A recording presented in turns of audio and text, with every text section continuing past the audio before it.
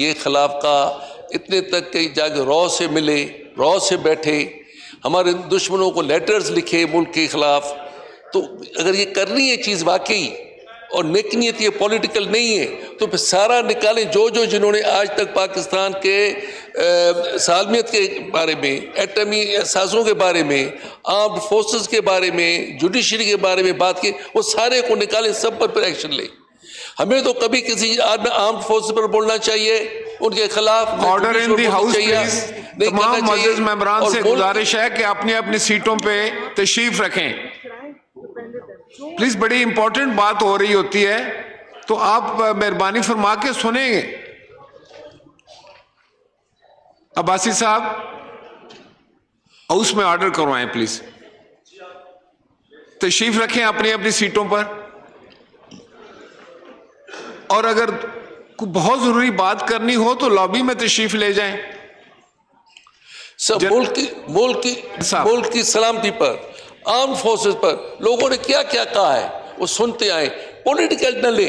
अगर एक बंदे ने, हमें सही पता नहीं है क्या कहा है, हमने आज सुना है, ये ऐसे खबरें सुनते हैं और हमारी मीडिया भी अपनी जिसको पसंद करे उस साइड पर जाती है।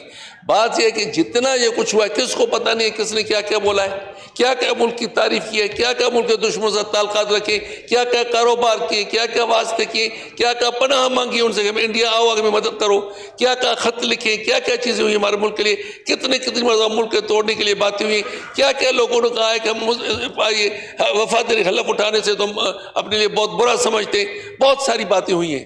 तो अगर किसी पर सियासी नाराजगी है सर उसको ही लेना है, और ये नहीं कि हम अभी पहुंच गए 59 से पीछे।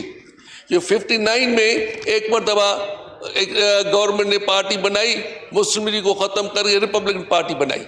अभी उसी लिहाज से PTI को ऐसा लेके साथ दे के भाई साथ नहीं देते तो अलाइड भी नहीं टूटते, गवर्नमेंट ये चेंज नहीं होती। चेंज हुई है, ठीक है, जो कुछ हुआ है सही हुआ है, पीछे गए, लेकिन सारी फिर सबको एक जैसा ले। अपनी नाराजगी ना किसी पर सिर्फ करे कि हम नाराज हैं इसीलिए एक आदमी पर हम ये कंडेम करें और ये करें। Thank you. जनाब नूर आलम खान साहब। शुक्रिया जनाब स्पीकर।